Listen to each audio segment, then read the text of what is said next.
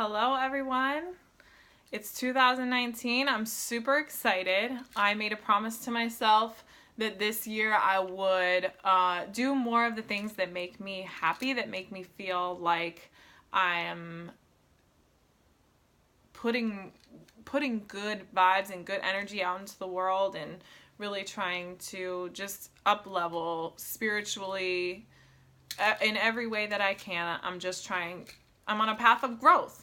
So I feel like I wanted to make more videos. I enjoyed making the videos when I did in the past, and I just stopped because I got a little distracted. But 2019 is going to be a good year. I can feel it. I feel like it's going to be, like, 2018 was a really transformational year for me. I feel like 2019 is just going to be a year of abundance. And I don't even feel like that's just for me. I feel like it's going to be a year of abundance for many people who are on a spiritual journey, who are trying to just look deep within and figure out every aspect of themselves and loving themselves and really just trying to keep growing as a person. Like, I feel like when you stop wanting to learn more about life and the ins and outs of what make the human experience and why we do the things we do, I feel like just when you stop wondering is when you stop growing. So that's what I'm focusing on in 2019. And I just wanted to kind of tell you guys, share with you guys what led me to this point this year, what you can do if you're kind of beginning your spiritual journey, of loving yourself, of just deepening your relationship with yourself and whatever you believe in. I would say the quote that came to my mind when I was gonna make this video today is, what you accept in your life is what will continue. And I had heard that quote many times throughout my life, and it never really struck a chord with me. I was just like, okay, whatever. I kind of just blew it off. I'm like, okay, yeah, obviously what you accept will continue. But until I really lived it in the past year and a half, I didn't understand the significance that it held, like the meaning behind that quote really held. And I lived it this past year and a half. So I've talked about it before. I divorced my ex-husband. I was miserable in that marriage. And I decided, once I started meditating and really asking myself for the answers to the questions I was looking for, the answers came. I knew I had to leave him, and I did. And I'm much better off for it. Not that he's a bad person. Just to clarify that, he's a great person. We just were not meant to be together. And because of that, I am thriving. After I left him, I was tested in multiple ways on my ability to actually stick to that. Like, what you accept is what will continue. So for 10 years, I was accepting less than what I deserved in relationships. I was accepting me not being my best self, me not getting treated like I should be treated. I was accepting that behavior from the people that I was with, so I kept getting that behavior no matter what I did. So when I left my ex-husband, I was dedicated to starting a new chapter, starting a new era of my life. And I knew that I had to start living that quote. So I did. 2018 was dedicated to not accepting anything less than what I feel like I deserve, than what I feel like honors me and my daughter. So for the first part of the year, I was kind of tested this year because I was kind of dating someone that I met, and we were having a really, really good time together.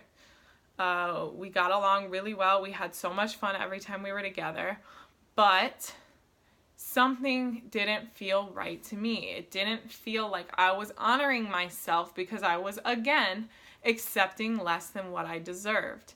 I was trying to tell myself that I could just keep seeing him casually. It would be okay. I would be fine. But I pay attention. I pay very close attention to the signs that come up in my day-to-day life. I pay very close attention now to the way I feel, to what anxiety is trying to tell me.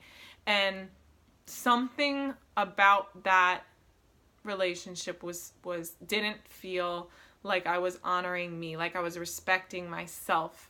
And I knew I had to do something about it, because I kept seeing signs in my day-to-day life saying, like, I watch a lot of like motivational videos, I read a lot of Pinterest quotes, and all these things kept popping up saying, like, if you have to question something, then it's not for you. You deserve more. You're worth more.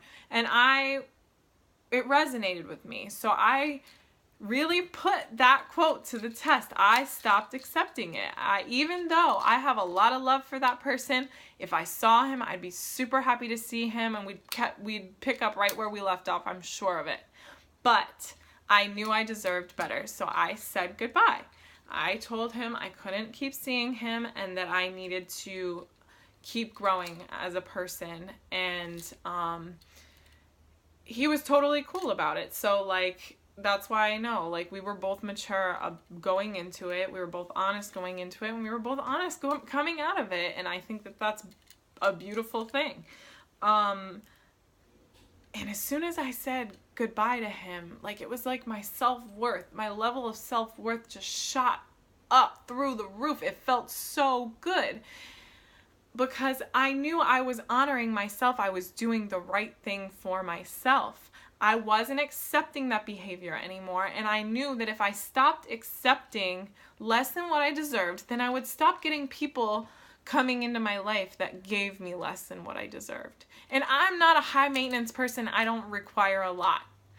But I also have a set of ideas of, it's not even a set of ideas or standards that I have for myself. It's just a feeling. If it doesn't feel right anymore, if it doesn't feel like I'm honoring myself or I'm growing within a relationship, then you gotta move on. You gotta be like, no, I can't accept this anymore. It's causing me more heartbreak than it is causing me fulfillment. And if it comes to that point, then you just have to lovingly detach and move on. And that is what I did. So that is the first thing that I was tested with. Another one was a friendship. I was tested friendship-wise as well. I had a friend in my life who showed up to me as a very, very charismatic, funny, amazing, caring person. He looked like, on the surface, he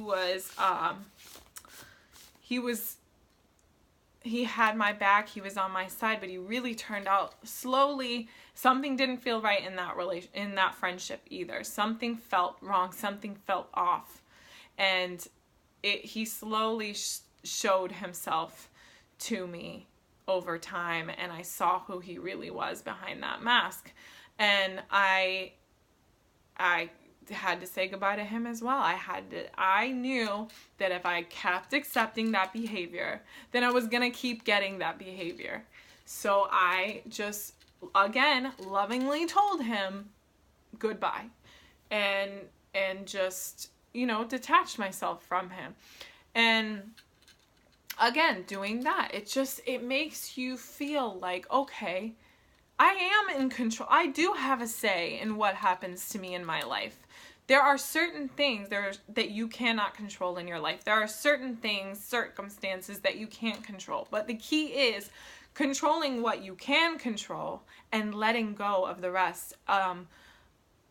Coming to acceptance with the rest and understanding that you are on a path, and that if you're doing the right thing and you're working on yourself and loving yourself and honoring yourself and setting boundaries that resonate with you and respecting yourself, you're on your way. You are on the right path if you're doing that.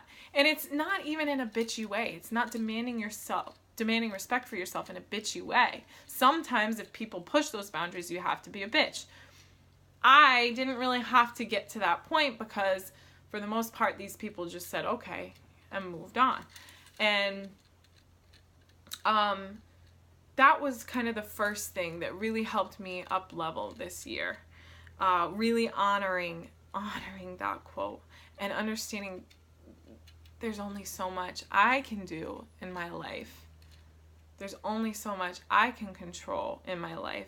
I'll control the things I can and accept and let go of the rest. The other trick, the other thing that I learned this year that really, really helped me, because I was feeling like there were a couple points during the year where I felt like I was kind of in a rut, like stuck, like not really going anywhere. What I learned is if you instead of setting, like, yes, set goals for yourself, but instead of setting high, like these unreachable goals for yourself, set those unreachable goals, or those goals that seem unreachable, because they're not. But in order to feel like you're getting somewhere, you have to set baby goals for yourself, little baby steps. Take one little tiny step every day, or one little tiny step every week. And then if you hit those tinier goals, those tinier steps, then you'll feel like you're getting somewhere, and you are. It's just since you're setting those little mini goals for yourself, then you'll have mini victories every day or every week, and it'll feel much better. It'll feel like you're going somewhere. And then eventually you will. Eventually one day you'll have hit that unreachable goal, and you go, how did I do that? When did that happen? Like, it's because I set all those little baby goals for myself, and I hit them every day, every week, every whatever those baby goals were.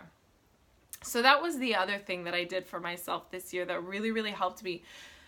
Life is, and I will grind this home all day to anyone I speak to, life is a matter of perspective. The way you choose to see your life, the energy you choose to put into your life, is the energy that you're going to get back from life, from the universe, from God, whatever you believe in. The energy you put in, the thoughts that you put in, is what you're going to get back. So if you wake up every day going, God, my life is miserable, I'm going to have a miserable day, it's going to be miserable like it always is, then yeah, that's exactly what you're going to get, because that's how you're choosing to see it. And even when you see life in a beautiful way, like I wake up every day, for the most part, feeling really good about life, choosing to see it in a positive light, choosing to see every situation, whether it be a bad situation or a good one, I choose to take it in a way that will hopefully help me grow. I see challenges as an opportunity for growth, struggles as an opportunity for growth. So even though I see life in that way, I have the positive perspective on life, even though I do have that perspective, bad shit still happens.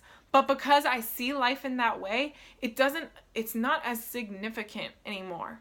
I see it in a different light, so it doesn't hold the same reaction, it doesn't hold the same significance in my body that it used to. It doesn't cause the same reaction, I guess I should say. It doesn't cause as much anxiety and worry as it used to, because I see it differently. I'm like, really, in the scheme of things, this is pretty insignificant.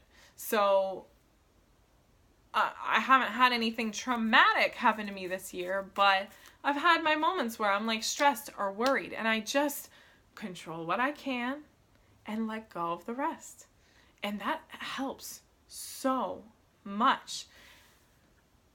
I know, like, for some people it's like, oh, it's easier said than done. But once you start doing it, and once you start living it, it's like anything. Once you start practicing something, it becomes a habit. It becomes second nature. So now it's getting to the point for me where it's like second nature. Yes, I still worry about, like, if something traumatic were to happen, how am I going to handle it? I'll probably handle it like anyone else and grieve or be upset like anyone else. But the difference is, I choose to take the struggles, to take the traumatic events, and try to extract something good from it, some area of growth that I can take from it, so that I can turn it into a positive thing, so I can make it so that it wasn't a meaningless tragedy. So it wasn't a meaningless bad thing that happened to me. I try to flip it up so that it has some kind of positive meaning for me. So that's kind of another thing that I did this year. Really, life is so beautiful, you guys. Like, I'm not just saying that. I'm not just spewing that shit out there. Like, life can be so beautiful if you really just choose to believe that it is, that there is a deeper meaning behind our lives than just getting up every day and going back on the grind and coming home and numbing our minds on our phones and our televisions and drinking till we pass out. Like, there is more meaning to our lives if we choose to see it, if we choose to take the lessons, to take the deeper meaning, to find things that make you happy throughout the day. That's another thing that I wanted to say. Is another thing that really helped me this year is I started to try to find deeper meanings in smaller things throughout my daily routine to remind me, that this life is beautiful. So like I started, anybody who works with me knows that I love numbers, and like I'm obsessed with number sequences and stuff like that. So like I love 1s and 3s, and 9 is my favorite number. So I'm constantly like adding up numbers to be like, oh, well, this equals 9, and like 2019 adds up to be numerologically it's a 3, and 3 is a very high vibrational, like, good number. So at work, whenever I see that it's 11:11 on the clock, I'm like, holy shit, it's 11:11, like, yes, like, cause to me, I found deeper meaning in that to make me happy. I found deeper meaning in 11:11 because to me, it's telling me, Caitlin, you're on the right path. You're on the path of growth towards a higher vibration, towards your highest self. Like, you're doing the things you're supposed to be doing right now, so keep going. To me, that's what it means. To somebody else, 11:11 is just 11:11. But the point is finding things throughout your daily routine that mean something to you. Some people find beauty in noticing spirit animals, or like if an animal shows themselves or tries to make themselves known to you over and over and over again, looking up the meaning behind that animal and what it could mean in your life. That has happened to me where I see like a cardinal over and over and over again, looked up the meaning, and it really resonated with what I was going through at the time. So some people do that. I find a lot of deeper meaning in my dreams. So I look forward to going to bed every night and waking up the next morning consciously thinking about what I dreamed about and what it could possibly mean for what I'm going through or what I'm about to go through or how it resonates with my life. So again, finding something that means something to you. Dreams may not hold significance to you. Numbers may not hold significance to you. Find something that holds significance and meaning to you that can help you throughout your daily routine find beauty in life and remind you you're on the right path. You're doing everything you can. Keep going. That's my advice for 2019 so far. I plan on making more videos. Not a really formal video maker, editor yet. I'm still kind of trying my hand at YouTube and just using my phone for making videos. And I'm probably just gonna be throwing videos out there that's like things that pop in my head, whatever. I'm sorry if I ramble in some of them. I'll try not to. I'll try to stick to the point.